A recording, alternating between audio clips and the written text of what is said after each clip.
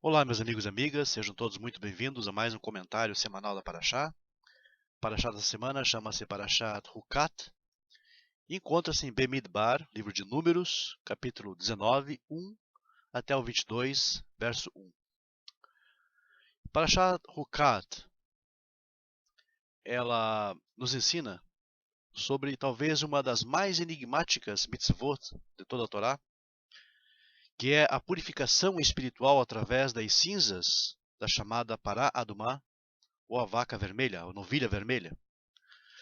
Quando uma pessoa tinha contato com o morto, segundo o que nos traz o texto da Torá, ela se tornava espiritualmente impura e precisava então passar por um processo de purificação. E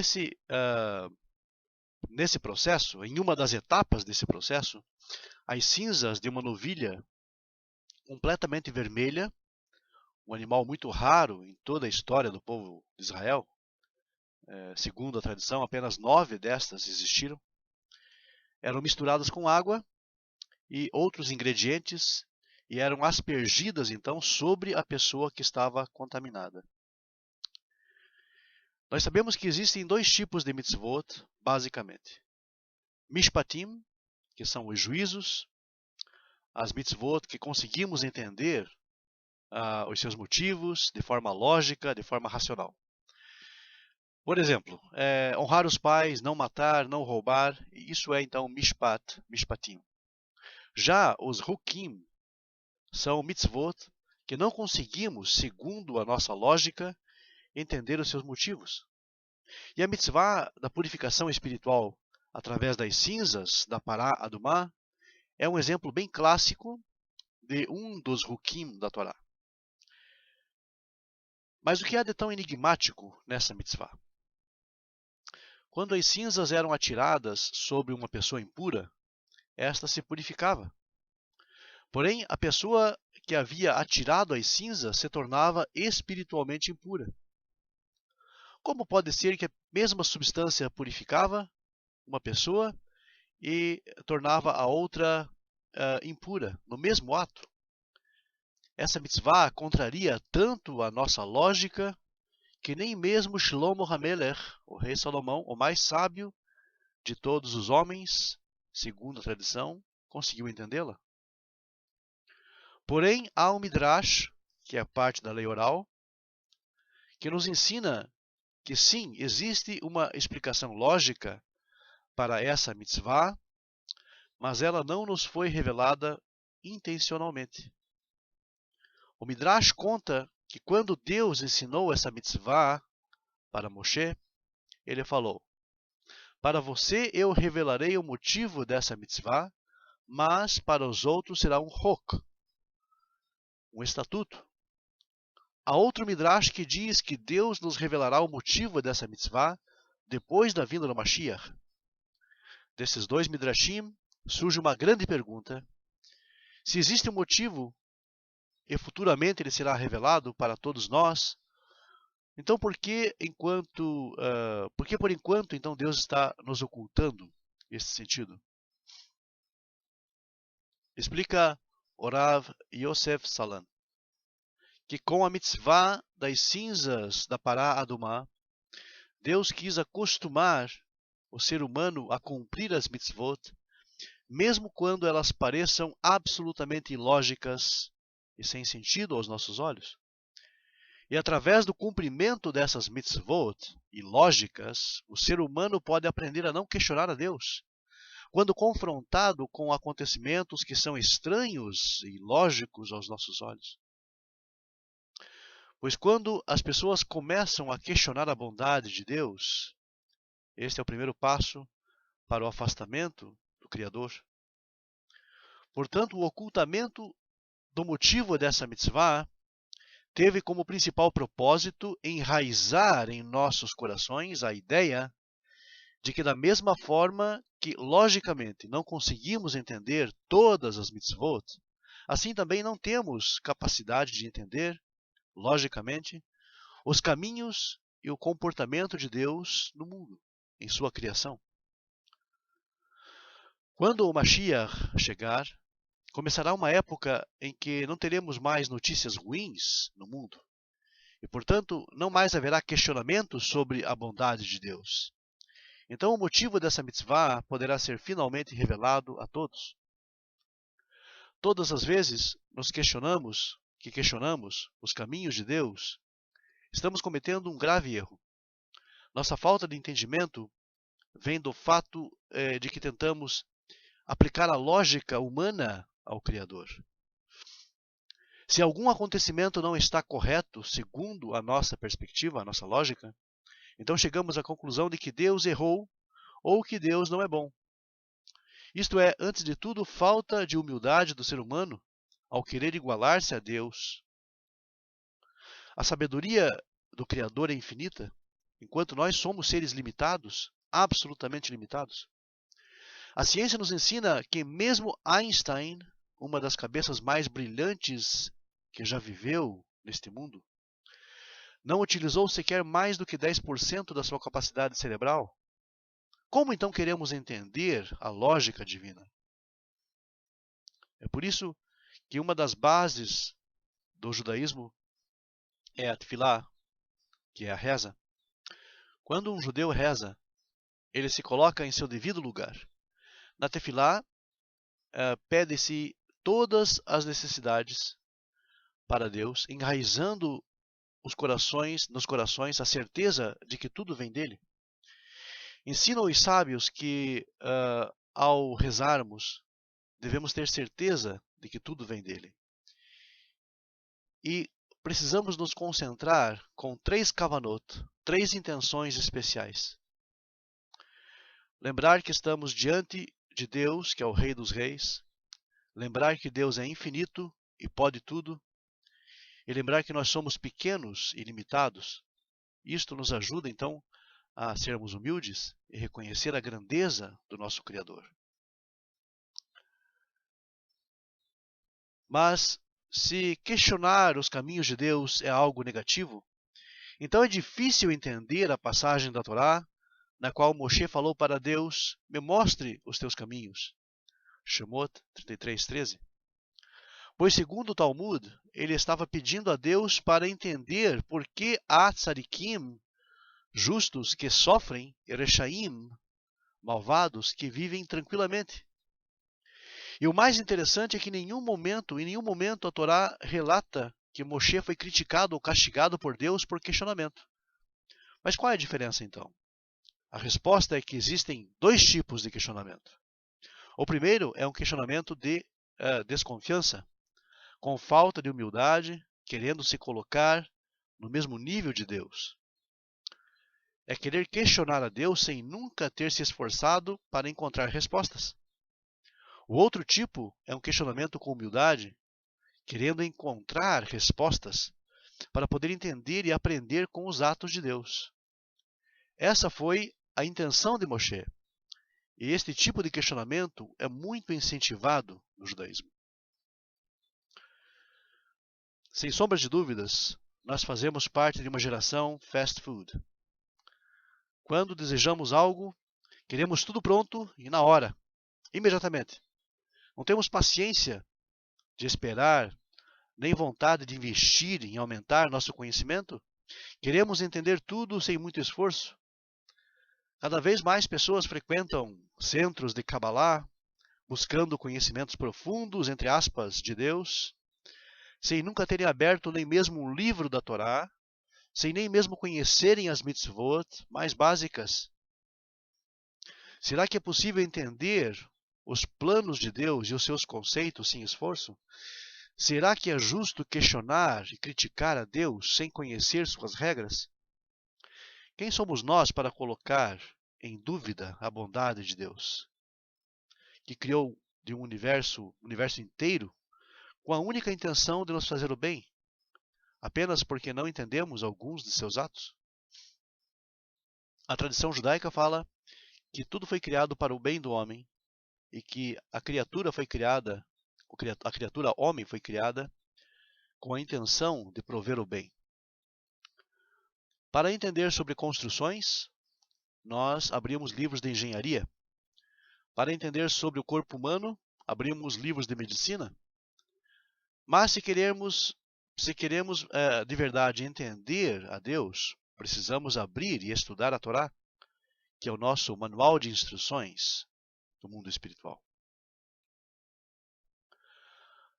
Em Hukat, nós temos este mandamento misterioso, como falamos na abertura desse comentário, sobre Pará Adumá, a novilha vermelha.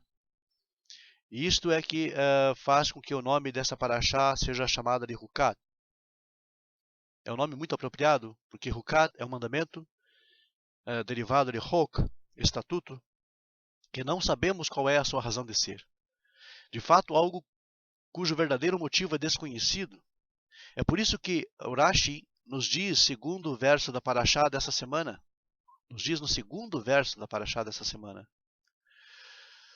Zot Hukat HaTorah, lefi shehasatan ve'umot ha'olam monim et Israel lomer. Ma ha'mitzvah hazot, u'ma ta'am yesh ba, לפיכך כתב בהוקה גזירה, היא מלפני ואין לך רשות להרחר אחריך. Este é o estatuto da Torá, porque Satã, o Yetzer Hará, e as nações do mundo insultam Israel, dizendo qual é a razão de ser deste mandamento e que finalidade ele tem. Porém, a Torá usa o termo estatuto, e eu decretei a vocês que vocês não têm o direito de contestar isso. Baseado no Talmud, Tratado de Yomá, 67b. Mesmo que tenha sido dito certamente que o mandamento de Pará Adumá, da novilha vermelha, não pode ser contestado com base na lógica humana, isso não significa que não podemos aprender valiosas ideias e lições a partir dele. Na verdade, algumas das ideias mais fundamentais encontradas no judaísmo podem ser entendidas através de uma dissecação adequada do mandamento sobre Pará Adumá. Então, eu convido a vocês a dissecarmos o mandamento em Bemidbar 19:2. Zot Hukat HaTorah Asher Tzivah Hashem Lemor. Este é o estatuto da lei que o Senhor ordenou. Daber el Bnei Israel veikhu elecha Pará Adumá Timimá Asher ein ba mum Asher lo alá aleia ol. Dize aos filhos de Israel que te tragam uma novilha vermelha que não tenha defeito e sobre a qual não tenha sido posto julgo algum. A questão aqui é, por que deveria ser uma novilha vermelha que é perfeita em sua cor? Como Rashi nos diz nesse verso, que não deve ter imperfeições físicas, mum, e nunca deveria ter feito qualquer trabalho físico.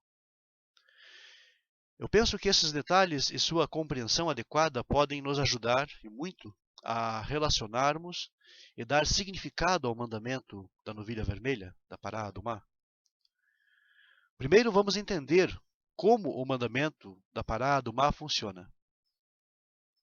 Como afirma-se em Bemidbar 19, as cinzas da Pará Adumá são combinadas com água e são usadas quando uma pessoa entra em contato com um corpo morto.